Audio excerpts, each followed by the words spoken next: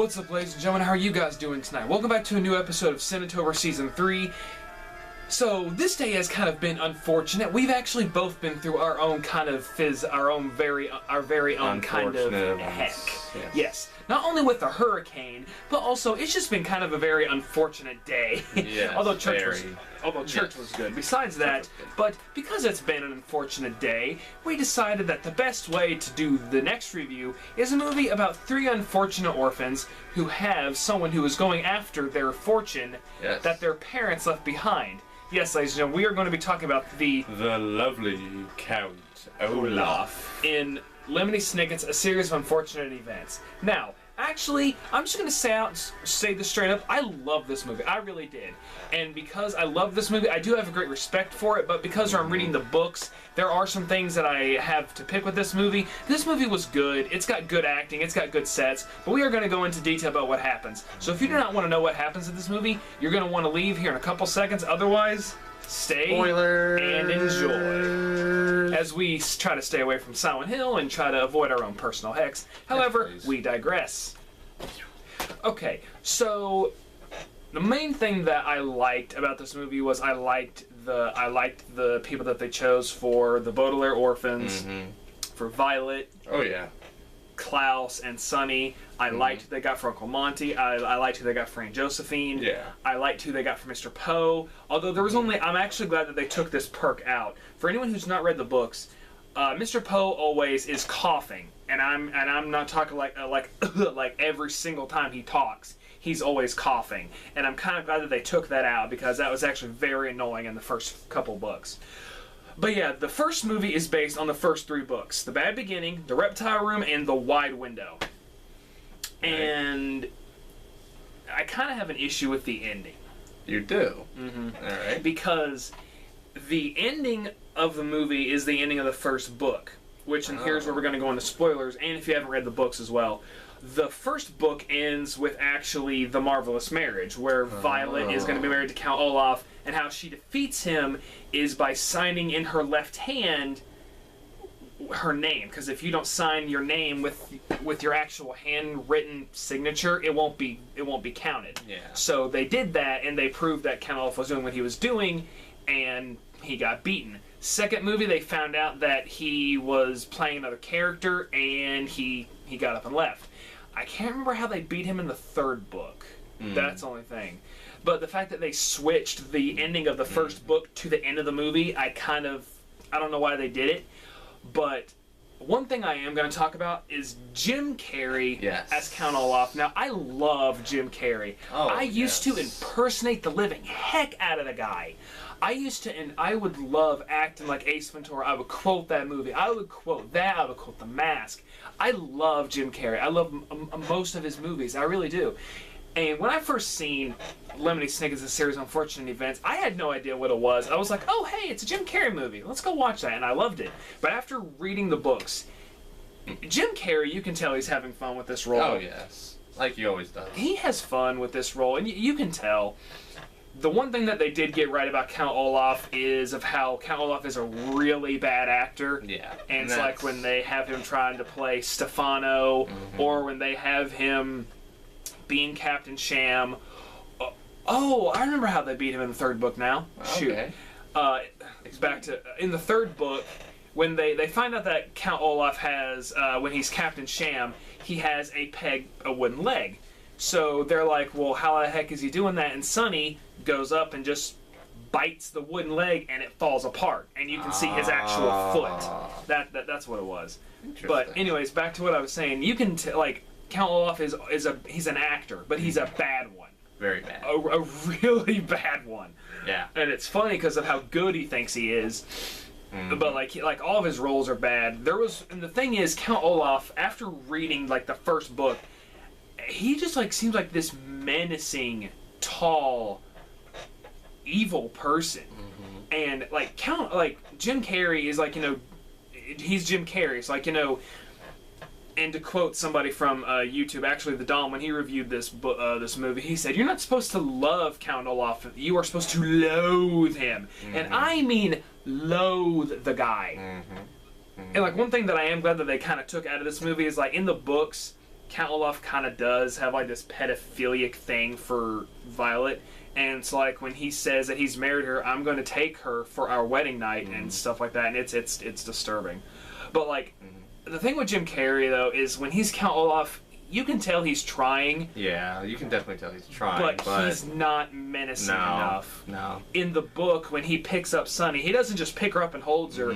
He like stretches his arm, holding her higher and higher above the ground, making her cry. I mean, she cries when he picks her up. Yeah. But like, I never felt like she was really in any danger. She just didn't like him.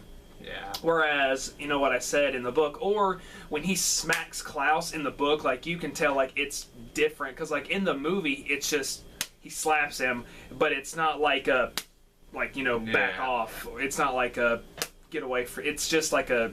It just doesn't seem like it was menacing enough. There was one part in this movie where I felt like he was menacing, and that's actually at the end when they beat him, and he says.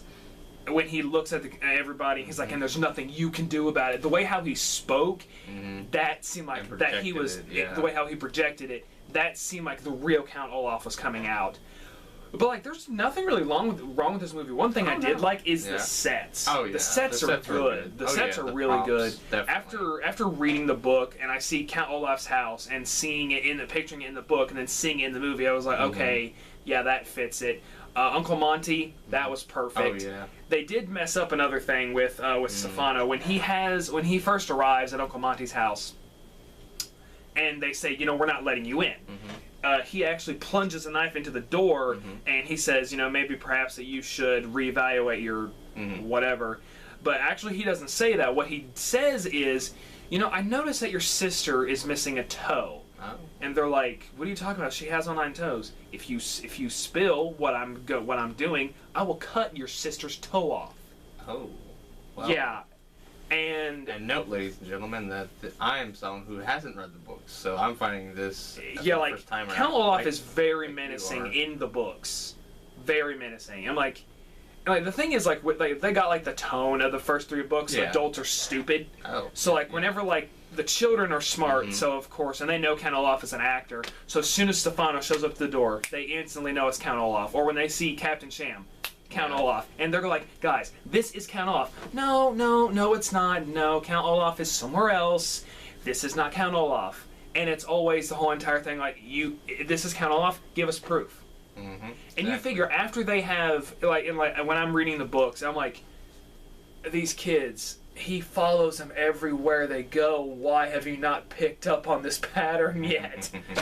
And like the fact of the matter is, like, I do adore this movie. It's a very underrated movie because even though it's adequate with the first 3 books, and Jim Carrey is doing like the best that he can.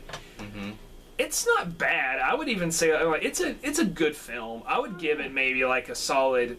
Maybe A, B-, just because I enjoy the movie. I really do. I'd give it like a BB+, personally. I'm like, the movie is good, and if you haven't read the books, still watch it. You'll get an enjoyment out of it because it's kind of gothic. Definitely. It's kind of dark, but not too dark. Yeah. It's not just a thing for adults, but it's for kids. It's like when Neil Patrick Harris. Who, by the way, I cannot wait to see him as Count Olaf. I'm so excited for that.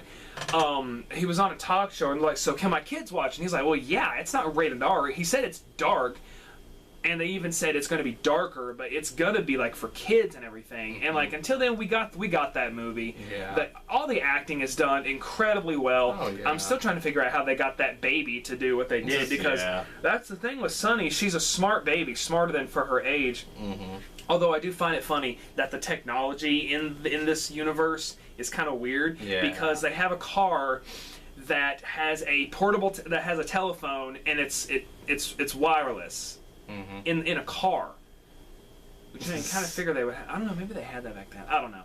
But it's like it's in a weird time. I want to say it's like it looks like it's like in the 1920s or something. I don't want to say 1920s. I want to say probably early 1900s, late 1800s, something like that. Yeah, they never give a specific date. They don't. And like, they introduce like most of the characters. They introduce Justice Strauss, which actually they do reveal in the book why Justice Strauss doesn't take the orphans, and it's not because she doesn't want to. It's because Mr. Poe was incredibly whatever, and he's like, no, your parents promised me to make sure I put you in your next of kin, and unfortunately, as much as I want to give you to Justice Strauss, I made your parents a promise. I'm going to keep it, which is very, admirable of him. But yeah, I'm like, so, the movie's good. Yeah, and on a side note, out of all the Jim Carrey movies you've seen, which one do you think is his more serious role? The most serious role that I've ever seen Jim Carrey. Oh, that's a tough one. I'll have to think of that. If you had to guess off the top of your head maybe, right now.